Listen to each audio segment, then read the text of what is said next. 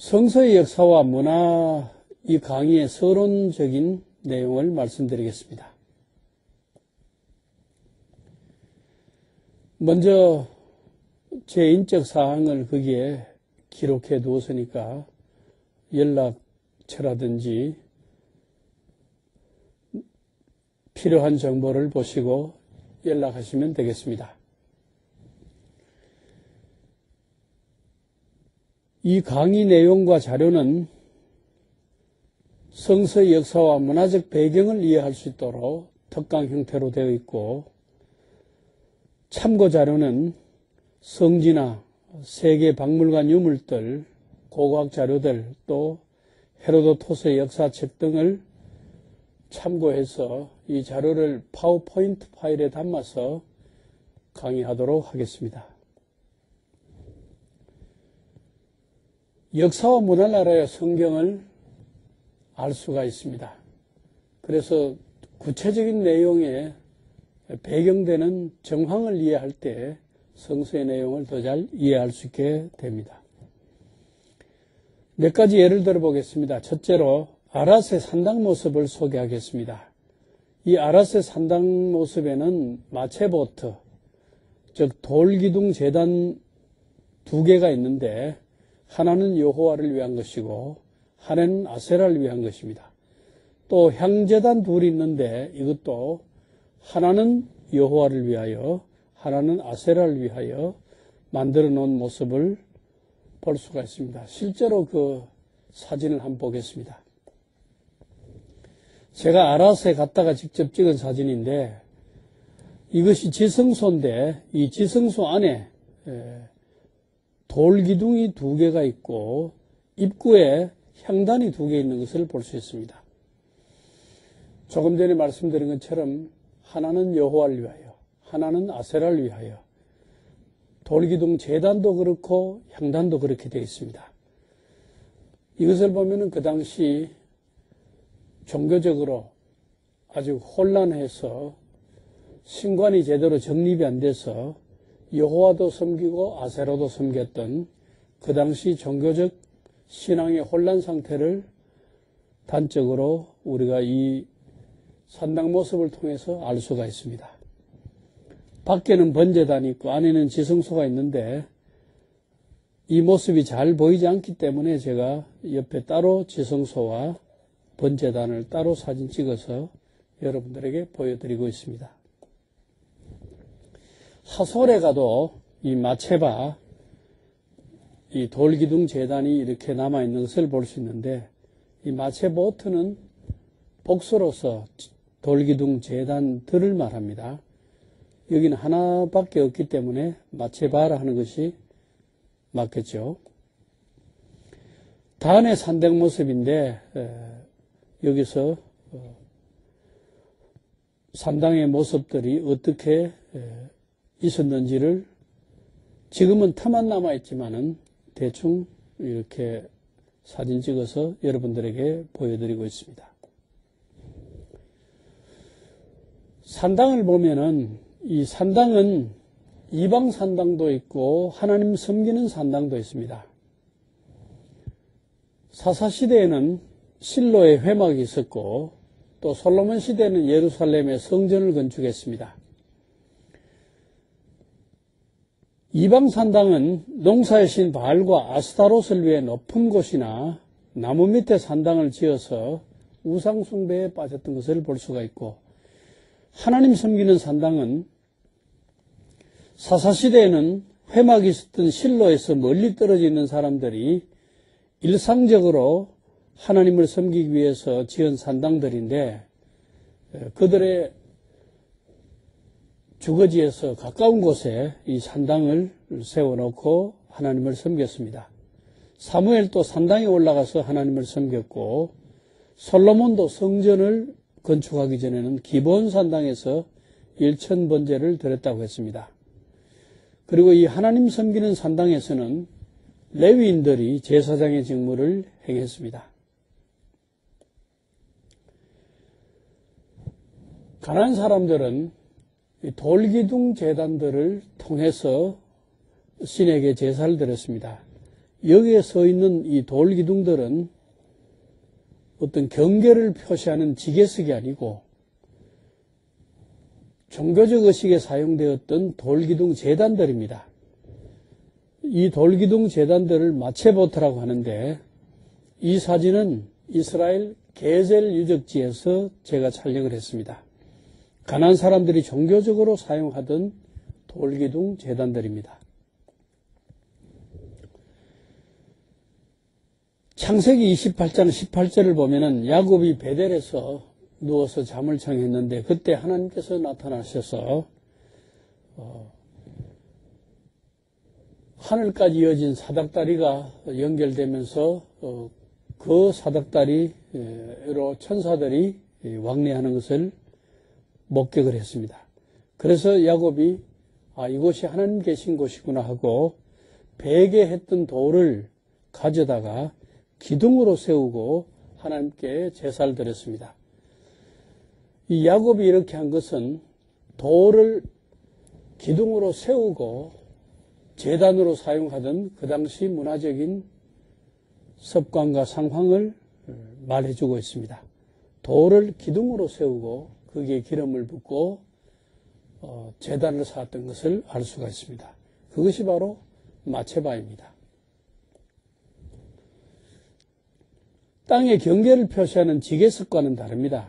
이 지게석의 모습은 이런 모습인데 이것은 메소포타미아에서 사용하던 땅과 땅 사이의 경계를 표시하던 지게석입니다.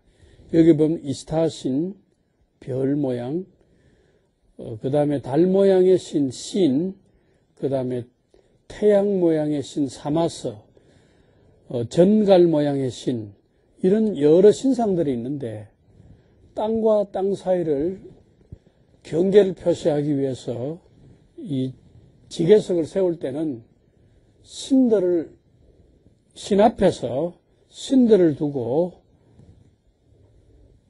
땅을 맹세를 합니다. 여기까지는 내 것이고 여기서부터 건너편은 내 것이 아니고 당신 것입니다 하고 돌을 가져놓을 때에 신을 두고 맹세를 했기 때문에 이 지게석에는 신상들을 이렇게 새겨놓은 것을 알 수가 있습니다. 그리고 무덤과 장례 문화에 대해서 생각해 보기로 하겠습니다. 여기에 납골함들이 이렇게 있는데 이 납골함들을 넣어두는 무덤이 또 여기에 있습니다. 우리가 마태복음 8장 21절에 보면은 어떤 사람이 예수님께 내가 예수님이 어디로 가시든지 내가 따르겠습니다만 먼저 가서 내 아버지를 장사하고 와서 따르겠습니다. 허락해 주십시오. 이렇게 했을 때 예수님께서 죽은 자들로 하여금 죽은 자를 장사하게 하고 너는 나를 따르라 이렇게 말씀하셨는데 이때 이 사람이 내 아버지를 장사하게 허락하옵소서 한 말의 뜻이 무엇이냐? 우리는 아버지가 돌아가시면 3일장이다, 5일장이다 해서 3일 뒤에, 5일 뒤에 장례를 치릅니다. 그러나 이스라엘 사람들은 아버지가 돌아가셨을 때에 바로 그날 장례를 치릅니다. 우리가 복음서에 보면은 예수님께서 돌아가셨을 때에 안식일이 시작되기 전에 불과 3시간밖에 남지 않았지만은 바로 운명하시자마자 바로 그날 그것도 몇 시간 안에 장례를 다 치루신 것을 알 수가 있습니다.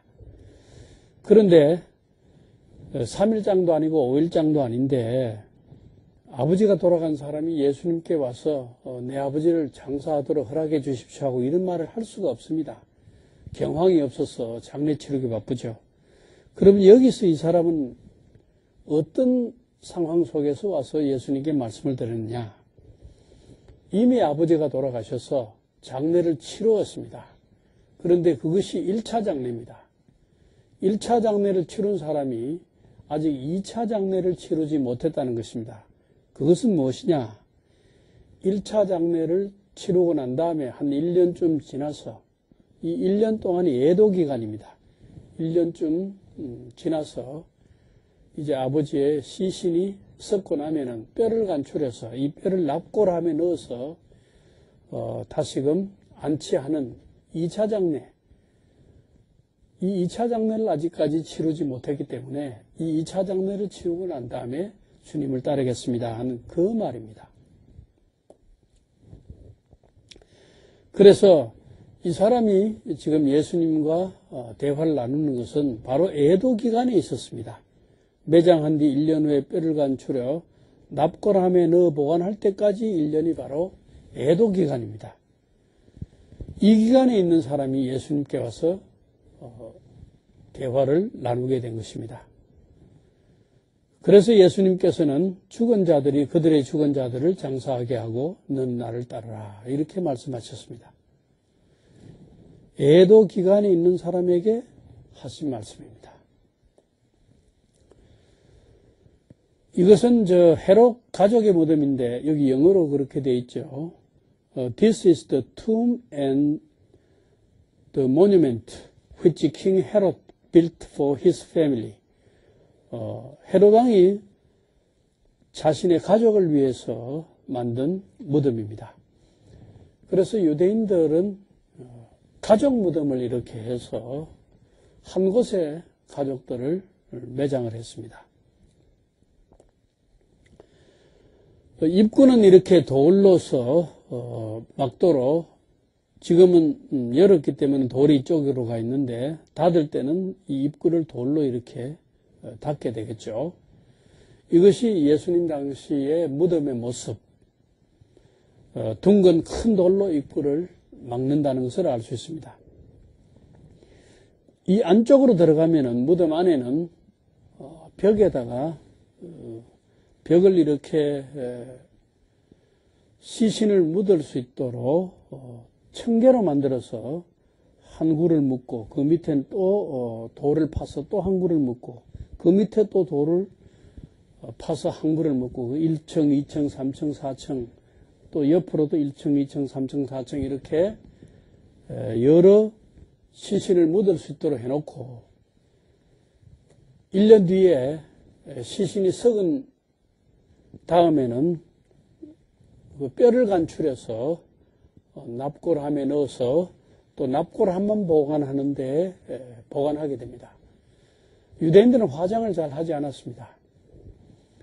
이렇게 이제 매장을 하고 그 시신이 이제 부패돼서 육체가 다 부패되고 나면 뼈는 간출해서 납골함에 넣어서 이 뼈도 화장을 하는 것이 아니고 납골함에 뼈를 넣어서 따로 보관했습니다. 그러니까 공간적인 부족함도 다 해결하고 화장하지 않고 시신을 가족묘지에 묻어서 거기에 아버지, 어머니, 아들, 딸 이렇게 온 가족이 묻힐 수 있도록 묘지를 크게 가족묘지를 만들어서 사용했던 것을 알 수가 있습니다.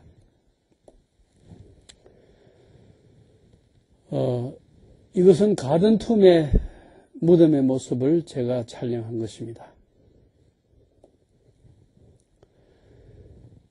이 돌이 무덤 입구를 막았던 돌입니다. 학개와 말라기의 무덤이 감람산에 있는데 그 학개와 말라기의 무덤이라는 표시가 여기 있죠. 이 선지자들의 무덤인데 제가 감람산에서 촬영해서 여러분들에게 보여드리는데 무덤으로 들어가는 입구가 이렇게 들어갑니다. 우리가 성서 문화를 예를 들어서 제가 몇 가지를 설명하고 있습니다. 조금 전에 장례 문화를 설명드렸고 이제 디오니소스 축제에 대해서 문화적으로 우리가 알면 더 이해가 되기 때문에 설명을 드립니다. 디오니소스는 술의 신이죠. 그래서 이집트 이스마일리아 박물관에서 제가 디오니소스 신의 모습을 촬영했는데 이 술의 신 디오니소스가 뒤에 포도넝쿨을 이렇게 이고 있습니다. 포도는 술을 만드는 데 사용된 열매이기 때문에 술의 신이기 때문에 뒤에 포도송이를 지고 있습니다. 그리스 사람들은 이 술의 신을 디오니소스라 그랬고 로마 사람들은 술의 신을 바쿠스라 그랬습니다. 한국 사람들은 바카스다 하는 말을 쓰고 있죠.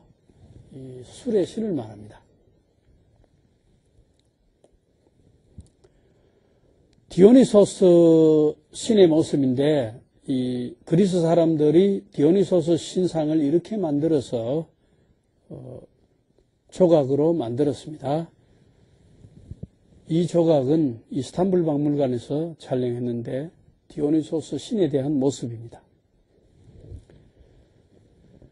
이 바쿠스라고도 불리는 술의 신 디오니소스, 그러니까 로마 이름은 바쿠스, 그리스 이름은 디오니소스인데 이 술의 신이죠. 이 축제일에는 술을 마시고 노래를 부르고 춤을 추며 무절제한 성행위가 이루어졌습니다. 그러니까 상당히 문란하고 이런 의식이 술의 신의 축제일입니다. 1년에 한 번씩 이 디오니소스 축제가 있는데 아예 이날은 이런 방탕한 축제를 벌리도록 사회적으로 허가가 되어 있었습니다. 광적인 요소가 많았어요. 그런데 성령 강림절에 오순절에 성령 받은 사람의 모습을 새술에 취했다고 조롱을 했습니다. 사도행전 2장 13절에 그 내용이 나옵니다. 이렇게 이야기를 한 것은 디오니소스 축제를 아는 사람들이 언급한 겁니다. 성령 받은 사람들이 전에 없이 담대해지고 과감해지고 또 사람들이 급쟁이들이 말하는 게 아주 담대해지니까 이 디오니소스 축제를 아는 사람들이 저 사람들이 마치 술의 축제일에 사람들이 막 과감하게 말하는 거 축제 벌리는 거하고 비슷한데 실제로는 다르다. 왜냐하면은 술의 신의 축제일에는 무절제하고 음란하고 성적으로 아주 문란한 데 비해서 이 사람들은 담대하고 과감하면서도 절제가 있다. 같은 술은 아닌 것 같다. 그래서 새술에 취했다 하는 이런 이야기를 했습니다. 그래서 바울은 에베소 5장에서 술 취함과 방탕함과 음행을 책망했는데 이것은 세속적인 술 취한 사람들이 하는 것이고 오순절에 성령에 취한 사람들은 방탕한 것도 아니고 음란한 것도 아니고 질서가 있으면서도 담대했다. 그래서 보통 술하고는 다르다. 새술에 취했다. 이런 이야기를 했던 것을 알 수가 있습니다. 여러분들 이 술의 신은 다른 이름으로는 연극의 신이라고 부르기 때문에 연극장 옆에 이 술의 신 디오니소스 제단을 만들어 놓고 연극하기 전에 이 신에게 먼저 제사를 드린 다음에 연극을 했던 것을 알 수가 있습니다. 이 사진은 버가모의 연극장 옆에 술의 신의 디오니소스 제단 터가 지금 남아있길래 사진을 찍어서 여러분들에게 보여드리고 있습니다. 그리고 그리스의 연극장 앞에도 술의 신에게 제사를 드릴 때 사용하던 제단이 지금도 남아있길래 제가 사진 찍어서 여러분들에게 보여드리는데 이것이 디오니소스 술의 신에게 제사를 드릴 때 사용하던 제단입니다. 고린도 연극장 앞에서 찍은 것입니다. 우상과 우상의 제물에 대해서 살펴보겠습니다. 우상의 제물에 대해서 고린도전서 8장에 나오는데 고대 사람들은 짐승을 잡아 신들에게 제물로 바친 뒤에 고기를 먹는 풍습이 있었습니다. 이것은 메소포타미아에도 그런 풍습이 있었기 때문에 다니엘과 세 청년이 이 바벨론 신들에게 바친 고기를 먹지 않겠다는 생각 속에서 채식을 자기들은 하겠다고 왕의 이 음식 책임을 맡은 사람에게 채식을 하겠다고 부탁한 것을 우리가 다니엘서에서 기억을 합니다. 같은 맥락에서 고린도에서도 그런 일들이 있었습니다. 신에게 먼저 고기를 잡아서 제물로 바친 뒤에 남는 고기는 시장에 내어다 팔았습니다. 그런데 일반 사람들이 시장에서 이 고기가 신전에 바쳐졌다가 나온 것인지, 그렇지 않으면은 시장에 팔기 위해서 신전에 바쳐지지 않고 나온 고기인지 알 길이 없었습니다. 그래서 고린도 교인들이 이런 문제를 두고 우리가 시장에서 파는 고기를 사 먹을까요? 어떻게 할까요? 하고 바울에게 질문을 했습니다. 그때 바울은 시장에서 파는 음식이 신전에 바쳐진 것인지 아닌지 묻지 말고 먹어라. 왜냐하면 모든 것은 다 하나님이 창조하신 것이기 때문에 너희가 일일이 그것을 다 정확하게 알 길이 없지 않느냐. 믿음으로 하나님이 창조했다고 믿고 먹어라. 이렇게 이야기를 했습니다. 그 내용이 고린도전서 8장 4절에서 6절에 나와 있습니다.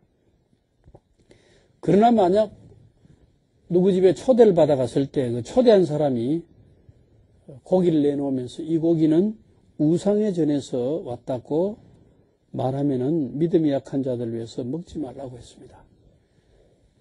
고기 출처를 이야기하면서 우상에 전에 갔다 온 고기인데 내가 여기에 가져온 것이다. 이렇게 분명하게 밝히면은 믿음이 약한 자들 위해서 내가 먹고 안 먹고 하는 내 강한 믿음에 의존하여 행동하지 말고 내가 먹는 것을 보고 믿음이 약한 자가 상처를 입는 것을 생각해보고 그 사람의 믿음을 고려해서 행동하는 것이 덕스럽다. 그런 뜻으로 말씀한 것입니다. 실제로 고린도에 가면은 아스클레피우스 의학의 신의 신전이 있었습니다.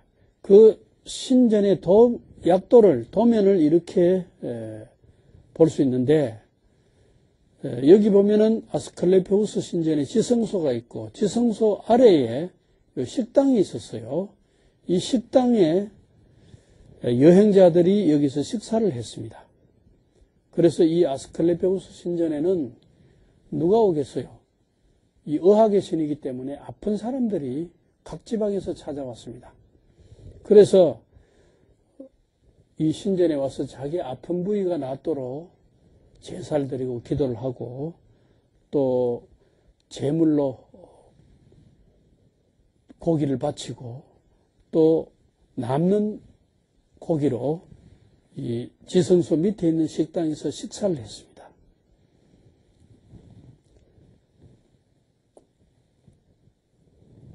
이것은 고린도 박물관에서 제가 촬영한 사진인데 여기 보면은 뭐 다리도 있고 또 이후에 보면은 젖가슴 모양 또 귀 모양 뭐 여러 가지 신체 부위들이 있는데 이런 부위들은 왜 여기에 두었느냐? 신체 부위가 아픈 사람들이 다리 아픈 사람들, 뭐 팔 아픈 사람들, 가슴 유방이 아픈 사람들, 또 귀가 아픈 사람들, 이런 사람들이 자기의 아픈 부위를 이렇게 내가 아픈 부위가 있습니다 하고 그 아픈 부위의 모습을 이렇게 조각물로 가져와서 신전에 두었던 것입니다. 그래서 이 아픈 부위를 위해서 기도하고 또 낫게 되면 나은 것을 감사하고 이랬던 그 유물들을 지금 고린도 박물관에서 보관을 하고 있습니다.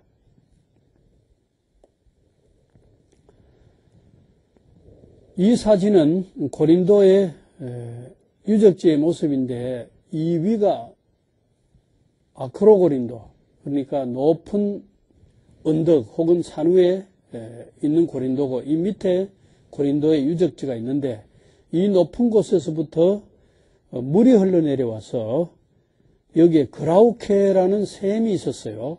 이 그라우케라는 샘이 있었는데 이 그라우케 샘 앞으로 길이 나 있었습니다. 그래서 이 당시 고린도에는 로마 시대에 냉장고가 없었죠. 그래서 고기를 보존하려면은 비교적 시원한 곳에 고기를 저장하고 보관하고 팔았는데, 이 그라우케 샘 밑에, 물이 흐르는 샘 앞에 고기를 저장하는 장소가 있었습니다. 고기 시장이 거기에 있었습니다. 그래서 사람들이 시원한 곳에 이 고기를 보관했던 것을 알 수가 있습니다. 이것이 약도인데,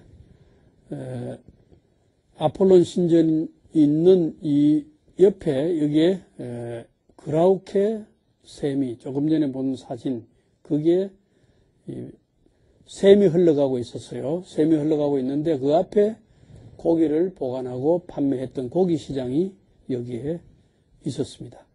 그래야 좀 여름에 시원하고 빨리 부패되지 않았겠죠. 고린도의 약도 모습입니다. 고린도의 극장도 있고 오디온 음악당도 있고 신전이 여러 신전들이 있죠. 아폴론 뭐 여러 신전들이 있고 여기 아고라 또 광장 같은 여기에 시장이 또 있었고 이 레카윤 항구로 가는 도로도 여기 있고 여기에 사도 바울이 갈리오 총독 앞에 불려갔던 재판석 베마가 여기 있고 이 고린도 그 당시 바울 당시의 고린도의 그 약도라고 볼 수 있습니다. 이제 미크베에 대해서 한번 살펴보겠습니다. 이 미크베가 무엇인지 거기에 대해서 잠시 말씀드리겠습니다. 미크베는 리추얼 바스입니다. 이것은 들어가서 침례하는 완전히 사람이 거기에 들어가서 잠겨서 깨끗하게 씻는 결례 욕조입니다. 그래서 결례탕 혹은 리추얼 베스 이것을 히브리 말로는 미크베 그렇게 이야기를 합니다. 여기 보면은 들어가는 사람이 이쪽으로 들어가고 나오는 사람이 이쪽으로 나오는데 가운데 칸막이가 있어요. 들어가는 사람과 나오는 사람이 부딪히지 않도록. 왜냐하면 서로 부딪히면은 깨끗하게 씻고 나오는 사람이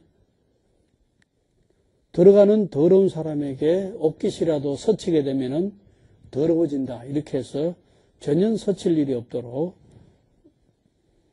이미 목욕하고 나간 사람들은 결례를 행하고 나간 사람들은 들어온 사람과 부딪히지 않도록 칸막이를 해놨습니다. 실제 칸막이 모습이 오른쪽에 있습니다. 이거 보면은 들어가는 사람, 나오는 사람 가운데 칸막이가 있죠. 이것을 미크베라 그렇게 이야기합니다. 유대인들은 침례탕에서 침수하고 정결의식을 행합니다. 그 쿰란의 에세네파 주거지에서 여러 개의 침례탕을 발견된 것을 볼 수 있고 이 결례의식은 유대교에서 강한 종교적 상징입니다. 자기를 정결하게 한 다음에 종교적 의식을 행하게 됩니다. 요한은 광야에서 회개를 선포하고 세례를 베풀었습니다. 이 세례 자체도 물로서 베푸는 것은 하나의 결례와 통하는 것이죠. 죄를 씻고 더러운 것을 씻고 회개한다는 뜻을 가지고 있습니다.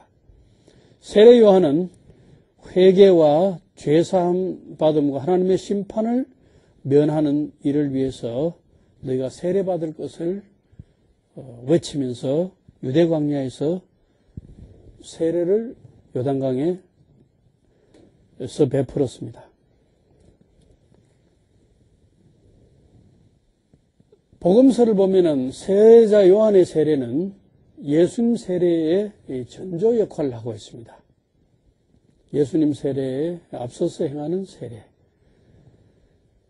예수님께서도 제자들을 통해서 물세례를 주셨습니다마는 더 궁극적인 세례의 의미는 부활하신 예수님께서 제자들에게 아버지와 아들과 성령의 이름으로 세례를 베풀 것을 명령하셨는데 이것은 이제 세례자 요한의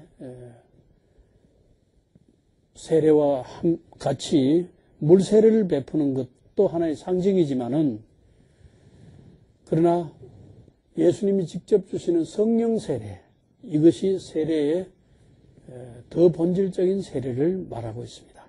그것이 생명 있는 세례고, 물 세례는 성령 받은 사람에게 성령 세례를 받았다는 것을 표로서, 보이는 표로서 상징적으로 하는 것이라고 할 수 있습니다.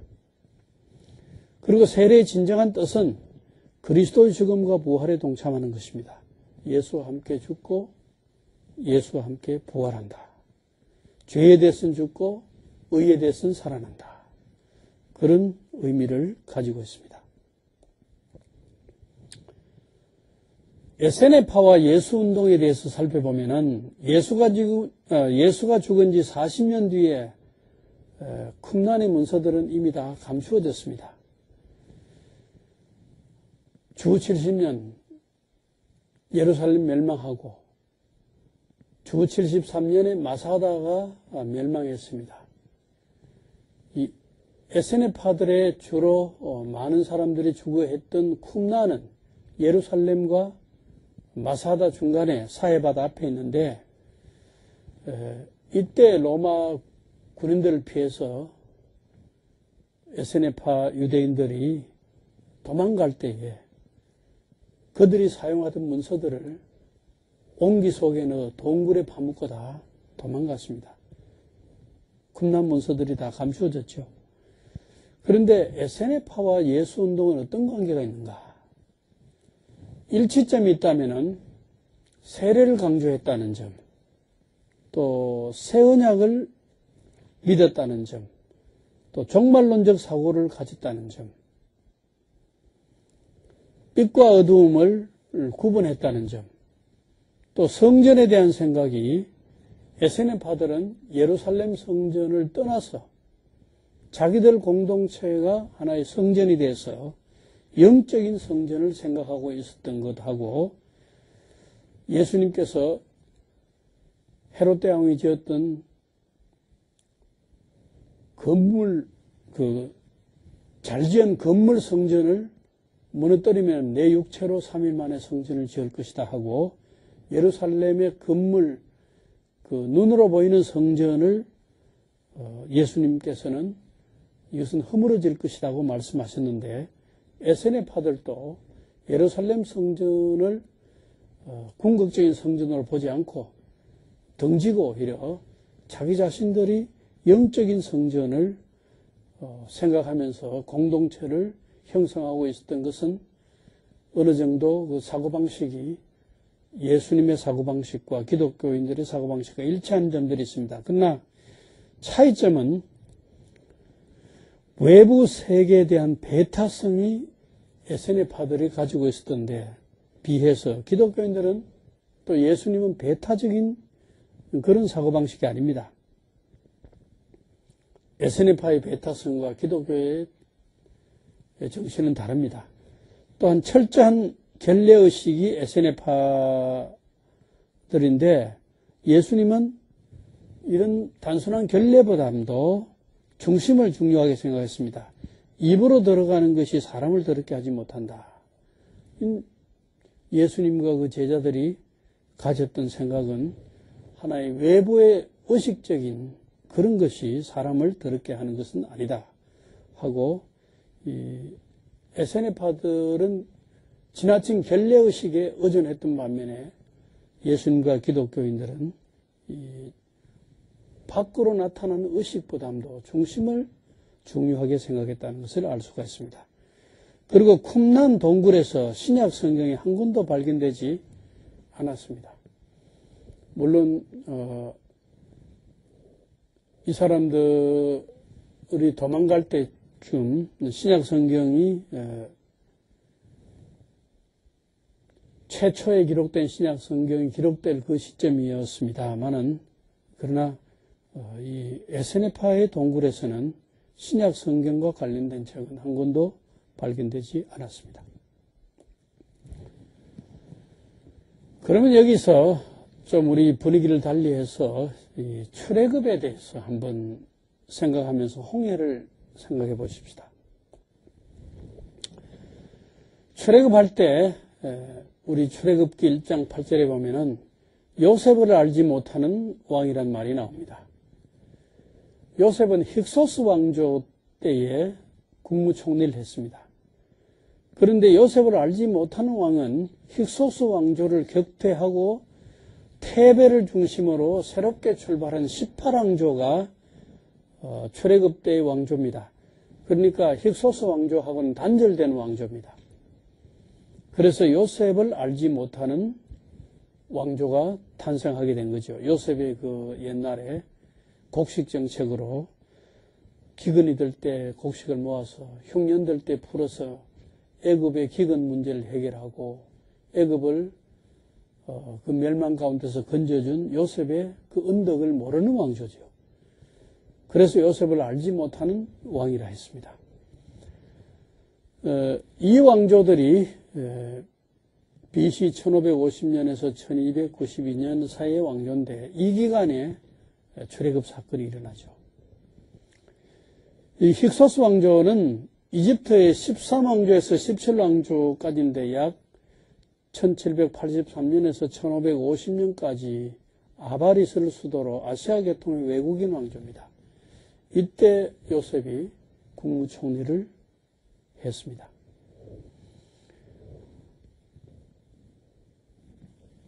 모세와 바로의 대결 속에서 출애굽 당시에 바로는 모세에게 말하기를 여호와가 누구에게 내가 이스라엘 보내겠느냐. 모세가 바로에게 하나님께서 내 백성을 이집트에서 나가게 해서 하나님을 섬기도록 하기를 원합니다. 그렇게 요구했을 때에 바로가 내가 믿는 신이 누구에게 내가 이스라엘을 보내겠느냐. 그런 이야기가 나옵니다. 사실 모세가 바로에게 하나님을 소개할 때 우리 하나님은 어떤 도시의 수호신도 아니고 어떤 신전이 있는 것도 아니고 어떤 형상이 있는 것도 아니고 어떤 이름을 가지고 있는 것도 아닌 그런 신을 소개했습니다. 바로가 보니까 이집트의 모든 신은 다 이름을 가지고 있었어요. 태양신은 라라는 이름을 가지고 있었고 또 세크메트, 오시리스, 이시스, 호루스 다 이름을 가지고 있었는데 하늘의 신 누트 다 이름이 있는데 여호와는 이름이 없다고 그랬어요. 모세가 하나님의 이름을 여호와라고 안 것도 출애굽한 뒤에 시내산에서 하나님께 질문하고 하나님께서 계시해서 안 겁니다. 바로와 대결할 때는 이름도 몰랐습니다. 바로에게 이름도 소개 못하고 또 우리 하나님은 예를 들면 태양과 같다든지 악어와 같은 형상이라든지 깨구리 같은 형상이라든지 황소 같은 형상이라든지 이런 형상을 소개한 것도 아닙니다. 우리 하나님의 형상도 없다. 또 우리 하나님의 신전이 어디 있다. 그것도 아니었습니다.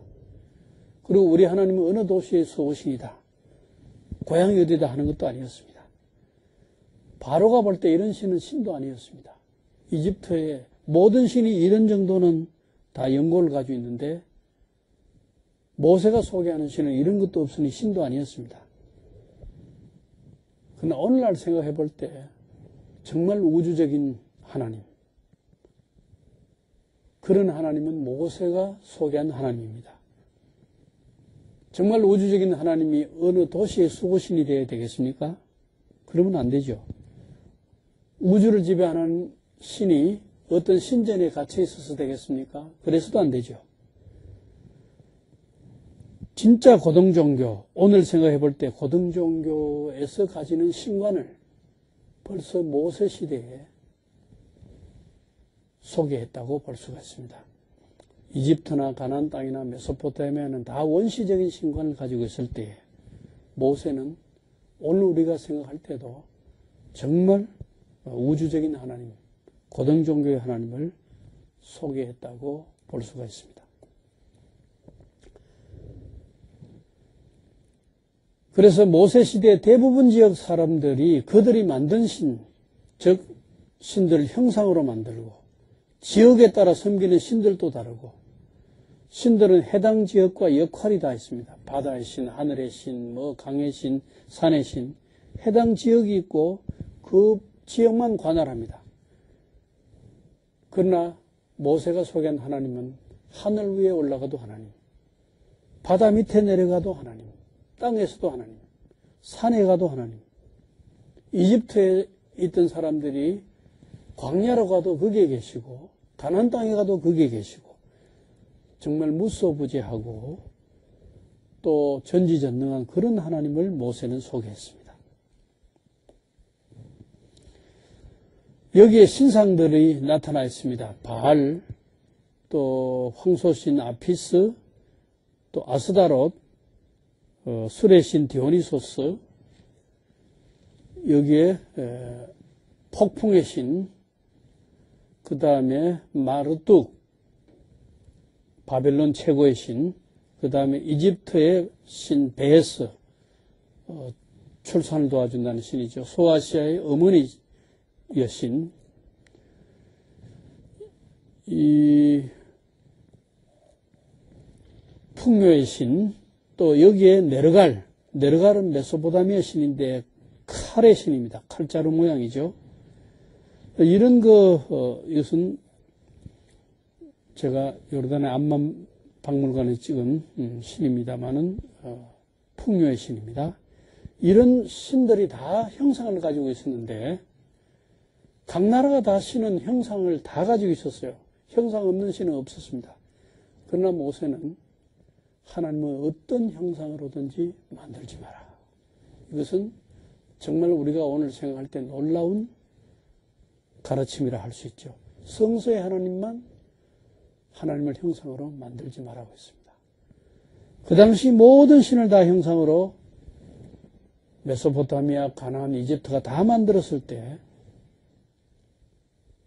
하나님은 어떤 형상으로도 만들지 마라. 다르죠. 다른 신화하고 성서의 하나님은 다릅니다. 그리고 고대 모든 신화를 보면 하나같이 혼돈, 케오스, 혼돈 가운데 신들이 나타나고 이 신들이 나타나서 혼돈한 세계의 질서를 세워나가는 이런 식으로 신화가 다 전개됩니다. 이것은 그리스도 그렇고 메소포타미아도 그렇고 이집트도 그렇고 다 그렇습니다. 그런데 성경은 그렇지 않습니다. 성경은 절대적인 하나님이 존재하고 그 절대적인 하나님이 혼돈한 세계의 질서를 부여하는 것으로 이렇게 창조의 질서가 다듬어져 나갑니다. 그러니까 다른 중동 지역의 성서시대에 모든 신화가 다 혼돈 가운데 신들이 생기고 나타납니다. 그렇지만은 성경은 하나님은 절대적으로 영원히 존재하는 신인데 그 신이 혼돈의 세계를 질서로 만들어 나가는 모습이 다른 신화하고는 다릅니다. 이런 것을 볼 때 성서의 하나님은 당시 신화에 나타난 신들과는 다르다 하는 것을 알 수가 있습니다. 우리 출애굽 사건에서 한글 성경에는 이스라엘 백성들이 국고성 빗돔과 람셋을 건축했다 했는데 70인역 성경에는 빗돔과 람셋과 온을 건축했다 해서 온 하나가 더 들어가 있습니다. 그리고 출애굽 당시 이스라엘 사람들이 빗돔에서 출발한 사람도 있고 람셋에서 출발한 사람도 있고 온에서 출발한 사람들이 다 같이 다른 곳에서 출발해서 이 숫곳이라는 곳에서 서로가 합류했다고 보여집니다. 자, 이제 홍해 사건을 한번 살펴봅시다. 홍해가 갈라진 것이 비하히롯에서 갈라졌다는데 이 비하히롯이 어디냐? 또 비하히롯은 과연 거기에 하토르신의 집이 있던 이름에서 비하히롯이라는 이름이 유래했느냐? 그러면 그 비하히롯은 오늘의 그 세라피움 신전터가 있는 그 지역이냐? 이것이 다 소안 지역, 타니스 지역, 지금의 이스마일리아 지역입니다. 홍해를 걷는 지점은 어디냐? 비틀레이크 지역이냐? 북쪽이 되었든 남쪽이 되었든 이 비틀레이크 주변 지역이냐? 이런 문제를 두고 한번 생각해 볼 때에 우리가 확실히 알 수 있는 것은 시편 78편 12절에서 13절에 보면은 하나님이 소안들에서 물을 가르쳤다고 했습니다. 성경 본문을 보면은 옛적에 하나님이 애굽 땅 소안들에서 기이한 일을 그들의 조상들의 목전에서 행하셨으되 그가 바다를 갈라 물을 무더기같이 서게 하시고 그들을 지나가게 하셨으며 홍해가 갈라진 것이 애굽 땅 소안들이라고 했습니다. 분명하게 나와 있습니다. 그럼 소안들이 어디냐? 지금의 이스마일리아 부근 타니스 지방입니다. 그리고 믹돌이라는 이야기를 한번 생각해 보겠는데 믹돌은 이스마일리아 지역을 믹돌이라 그럽니다. 그래서 이스라엘 영토를 부를 때 가장 남쪽에서 북쪽까지를 부엘세바에서 단까지라고 부릅니다. 남쪽 부엘세바 도시에서 북쪽 단이라는 지역까지. 그러면 이집트 영토를 부를 때는 믹돌에서 수에네까지라고 부릅니다. 에스겔서 30장 6절에 그렇게 되어 있습니다. 그럼 믹돌은 어디냐? 믹돌은 이스마일리아고 수에네는 아스완까지입니다. 이 소안을 지도상으로 한번 표시해 보면 바로 이 지역이 소안 지역입니다. 타니스 지역입니다. 여러분들 이 세라피움 이 지역을 차를 타고 가다 보면 이런 표지판을 볼 수 있는데 세라피움은 이쪽으로 가라. 세라피움은 세라피스 신전터가 있었던 유적지를 말합니다. 그러면 이 세라피움 신전은 옛날에 거기에 그 하토르의 집이 있던 자리와 같은 자리냐? 그러면 비하이롯이 하토르의 집 세라피움 이쪽 지역이냐? 할 때에 이것은 학문적으로 가설은 세울 수 있는데 정설이 되기까지는 상당한 입증이 돼야 되겠죠. 이 비터 호수가 굉장히 넓은 호수입니다. 이것은 민물 호수지만은 여기서 흘러내려오는 그 나일강 물과 홍해에서 올라오는 바닷물이 만나는 지점이 있습니다. 카나다의 필름 작가 미국의 히스토리 채널과 탐사를 했는데 야코보 비치라는 사람, 카나다의 필름 작가인데 이 사람이 미국의 히스토리 채널과 함께 탐사를 했습니다. 이 사람은 홍해가 갈라진 지점이 바로 엘발라 호수다. 레이크 엘발라. 엘발라란 말은 히브리 뜻은 하나님이 삼킨 호수다. The lake where God devoured. 그래서 하나님이 삼킨 호수라는 뜻을 가지고 있다고 합니다. 그래서 이집트 이름 하투프가 히브리 이름으로는 얌수프. 이것이 이제 갈대밭인데 갈대밭이 자라기 위해서는 바닷물이 아니고 민물인데 이 지점이 바로 비터 호수에서 나오는 민물하고 홍해에서 올라오는 바닷물이 합치는 장소에 바로 여기가 엘발라 호수 지점이라는 겁니다. 그러면 이 지역이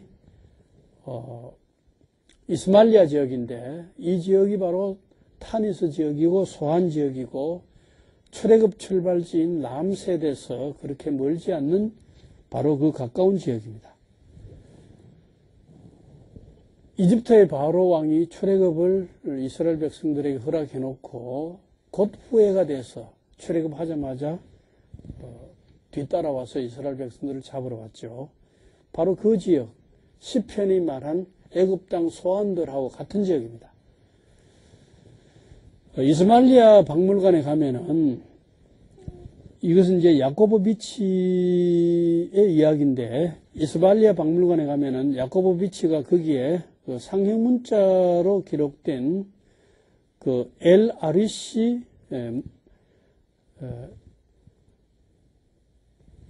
문서가 기록된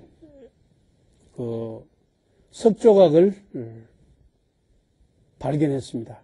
그게 그라나이트 모뉴멘트 석조각인데 거기에 어떤 이야기가 쓰여졌냐면은 바로 That tells the entire story of the Exodus. 그러니까 엑소도스의 전체 이야기가 쓰여져 있는데 이 출애굽에 대한 이야기가 쓰여 있는데 이 출애굽 이야기는 from Pharaoh's point of view. 바로의 입장에서 본 출애굽 이야기입니다. 그리고 이제 이 출애굽 이야기에 provide exact location of 얌수프, 얌수프의 정확한 장소를 이야기하고 있다는 겁니다. 그리고 또한 이 석조각은 모세를 사막의 왕자라고 부르면서 parting of the sea, 바다가 갈라진 첫 번째 고고학적 증거자료를 제공하고 있다는 것입니다. 그 내용을 한번 이 석조각을 봅시다. 제가 이스마일리아 박물관에 갔습니다.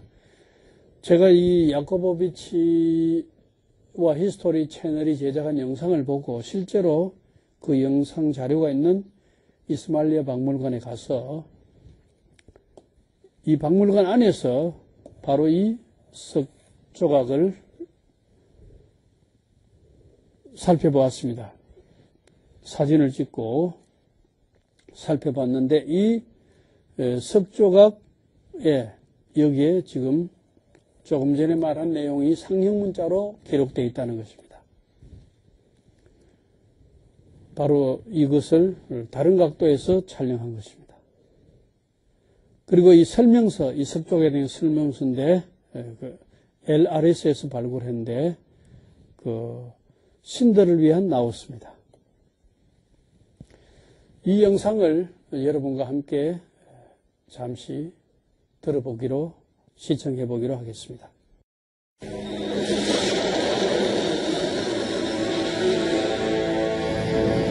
It seems that the Bible, geology, and archaeology are all telling the same story.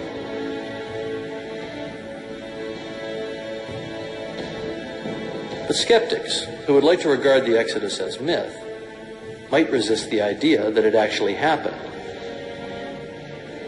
Because this would imply that God does indeed exist. Believers, on the other hand, may feel that a scientific explanation of the biblical story takes God out of the equation.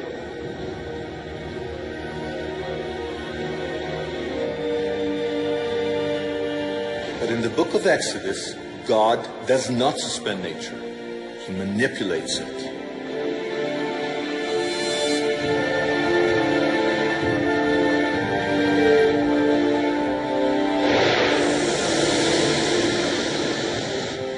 In other words, according to the Bible, we should be able to understand the science behind the miracles. And the greatest miracle of them all was the parting of the sea. After the death of the Egyptian firstborn males, Pharaoh let the Israelites go. He then changed his mind and pursued them, finding them trapped on the shores of a sea. The Hebrew text calls this sea Yam Suf. And it was here where the miracle occurred. The sea parted, the Israelites crossed to safety, and then the waters came back, swallowing the entire Egyptian army, overturning chariots, drowning all the horses and soldiers.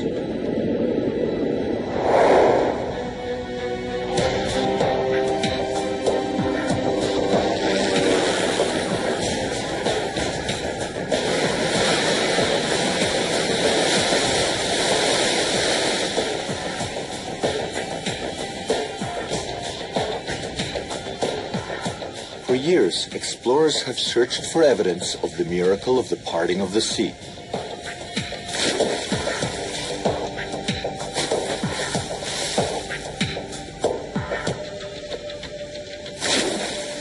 They've mounted underwater archaeological quests, looking for ancient chariots, swords, and any evidence of drowned Egyptian armies. There is a theory that a huge subsurface shelf in the Red Sea could have been exposed for a short time during a powerful storm, providing a land bridge for the Israelites to cross.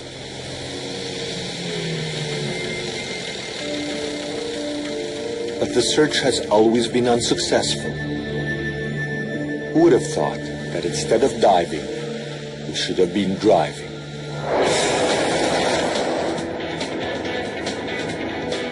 That's because Yam Suf, Hebrew for the place where Moses parted the waters, has for years been mistranslated as Red Sea, when in fact the correct translation is Reed Sea. And reeds grow in sweet water, not salt water, in lakes, not oceans. We should have been looking for a lake. But which lake is the Bible referring to when it describes the parting of the Reed Sea? It goes like this. Oh, like that, like almost like a figure 8. Yes. Using our dates for the Exodus, we tracked down an ancient artifact that records the precise location of Yam Suf. It also provides us with the first archaeological evidence for the parting of the sea.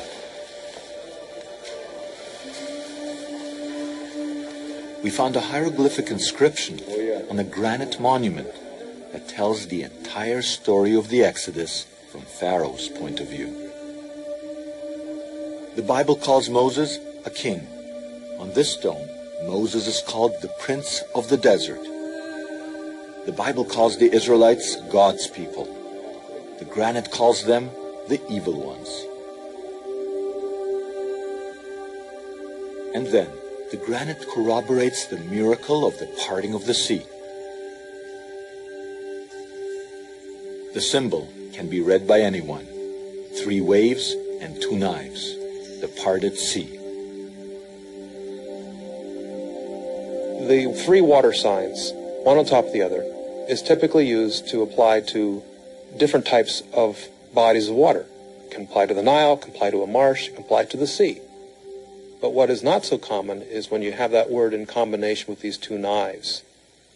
The fact that you have these 2 knives associated with it would suggest that this is water that is cut, water that is divided. This might be an allusion to the waters that the Red Sea or the Reed Sea were divided in Exodus chapter 14. Oh, I see it. To examine the text better, we got a pressing of the hieroglyphic.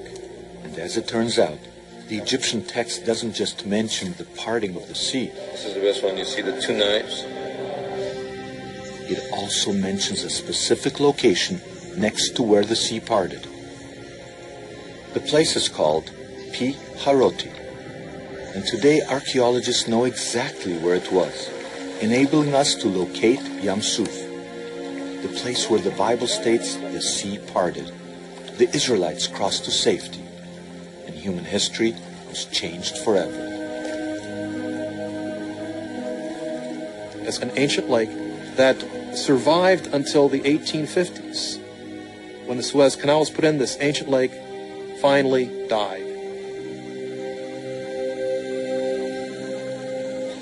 Professor Manfred Bitak, after conducting thorough study of this area, proposed that this lake was known to the Egyptians as Patufi, the marshland, the marshy sea.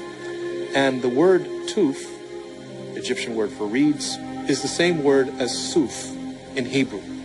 So that Yam Suf, he suggested, was a name derived from this body of water. Now, it's called the Al-Balach Lake.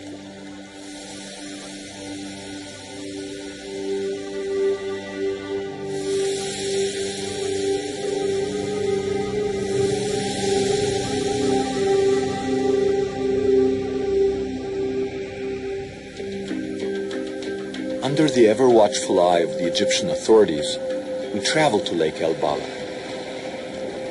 the exact spot where one of the greatest biblical miracles is supposed to have taken place. The salt beds and reeds testify to the fact that at one time, the salty waters of the Mediterranean and the sweet waters of Lake El-Bala intermingled here. Behind me is what's left of Lake Bala. You can see the salt marshes, you can see the reeds. This whole entire area was one big lake or sea.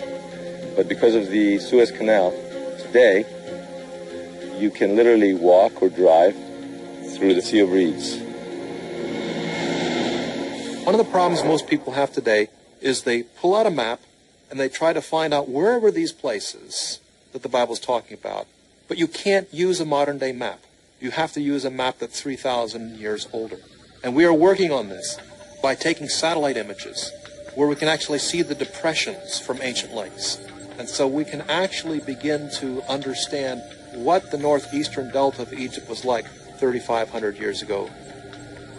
Identifying the precise location of Yam Suf means that we can finally explain the miracle of the parting of the sea.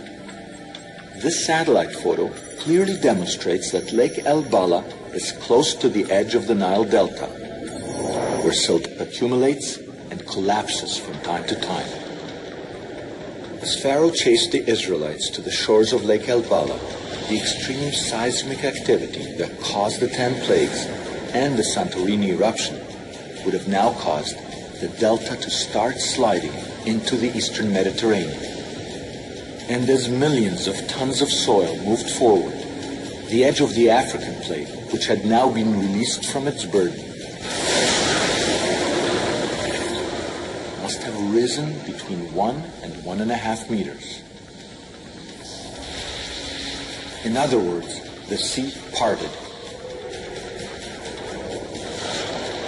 Water would have cascaded from higher ground to lower ground and drained from pools and sinkholes, creating dry land for the Israelites to cross.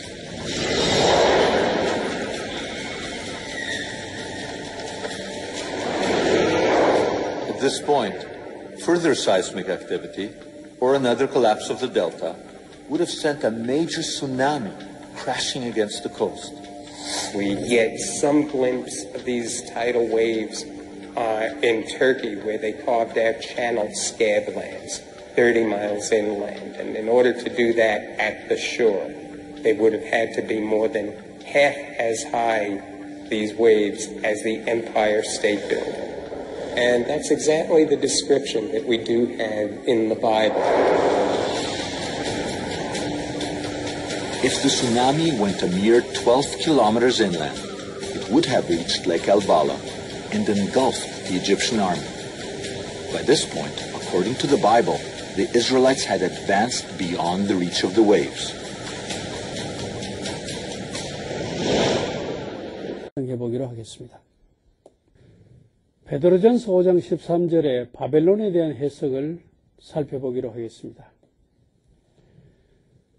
택하심을 함께 받은 바벨론에 있는 교회가 너희에게 무난하고 내 아들 마가도 그리하느니라는 말씀이 있습니다. 이때 바벨론에 대한 해석으로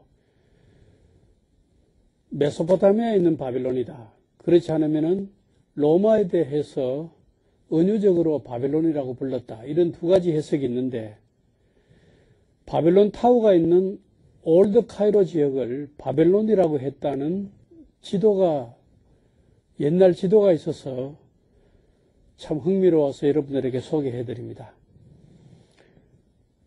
카이로라고 불려진 것은 AD 969년 이 파티미드 왕조 때 세운 도시라는 것입니다. 그 이전에는 카이로라는 도시가 없었다는 것입니다. 있어도 다른 이름으로 불려졌다는 말이 되겠죠. 여러분들이 이 지도를 보시면은 이 바벨론이라는 지역이 있는데 둥글게 붉은색으로 표시해 놓았습니다. 이 지역이 바로 구카이로 지역, 예수님 피난교회가 있는 지역, 올드 카이로, 이 지역을 바벨론이라고 표기하고 있습니다. 이 지도는 라틴어로 된 중세시대의 지도입니다. 그렇기 때문에 카이로라고 불려지는 말은 여기 어디도 없습니다. 파티미드 왕조 때부터 카이로라고 불려졌기 때문에 그 이전에는 바벨론으로 표기되어 있습니다. 그러면은 이 중세시대 라틴어로 표기된 지도에는 이 카이로 지역, 올드 카이로 지역이 바벨론으로 되어 있는데 언제부터 바벨론으로 표기되어졌는가? 아마 그것은 바벨론의 느부갓네살 왕이 이집트를 침공해서 이 올드 카이로 지역, 지금의 올드 카이로 지역, 이 지역을 점령하고 그 이후부터 바벨론이라는 이름이 사용되어진 게 아닌가 추측이 됩니다. 여러분들, 예수님 피난교회 옆에 이 바벨론 타워가 있습니다. 이 타워는 나일강에 하천이 있어서 이 물이 곡식이라든지 주택을 침범하지 못하도록 이 타워를 세워서 이 물을 막았습니다. 다시 옛날 지도를 보면은 이 밑에 하천이 있습니다. 이 운하가 있어서 이 나일강 물이 이 바벨론 지역으로 자꾸 침투해 들어와서 곡식도 습게 되고 또 주택도 침수되게 돼서 저런 타워를 세워가지고 이 물이 침투해 들어오지 못하도록 막았던 것을 알 수 있습니다. 예수님 피난교회에 가보신 분들은 그 피난교회 동굴 입구에 보면은 이 운하로부터 들어오는 물을 막기 위해서 여러 가지 노력했던 일들을 거기에 적어 놓았습니다. 지금은 구카이로 예수님 피난교회 지역 이 옆에 운하가 없습니다. 그렇지만 옛날에는 이런 운하가 있었다 하는 것을 지도상을 통해서 알 수가 있습니다.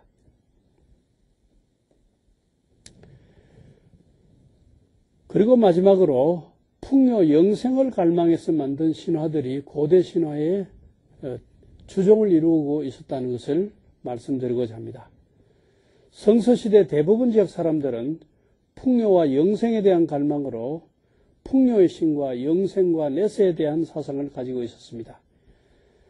그 한 예로 메소포타미아의 담무스 신화가 있습니다. 봄에 나는 식물을 보호하는 수메르인들의 신인데 덜짐승으로부터 양떼를 보호하는 신이고 풍요의 여신인 이스타로의 남편이자 동생입니다. 그래서 풍년을 가져오기 위해서는 이 신을 잘 섬겨야 봄에 나는 식물을 보호해 준다. 이렇게 수메르인들은 생각했습니다. 그래서 바벨론 신화에 담무스가 죽어 지하 세계로 내려가는 것은 여름의 뜨거운 열에 식물이 시드는 것을 의미하고 이슈타르가 통곡하면서 지하로 내려가 담무스를 지상으로 데려오면 자연이 소생한다고 해서 매년 4월 2일 제사를 지냈습니다. 바벨론 포로 이후 유대인들이 4월을 담무스불이라고 부르는 동기가 바로 여기에서 나오고 있습니다. 문화성경책 에스겔서 8장 14절에 이것을 해설해 놓았습니다. 이 신화는 마치 그리스 신화, 농사의 신 데메테르 이야기와 아주 유사합니다. 그리고 이집트 신화에서는 오시리스의 죽음과 부활이 계절에 따른 식물의 죽음과 탄생을 설명한다는 것과 대단히 유사합니다. 나라마다 이 풍년에 대한 신화가 주종을 이루었다. 사람이 잘 살길 원하기 때문에 그들의 그 희망, 욕망에 따라서 나라마다 이래 풍요의 신화를 만들었다는 것을 알 수가 있습니다. 오늘은 여기까지 하겠습니다.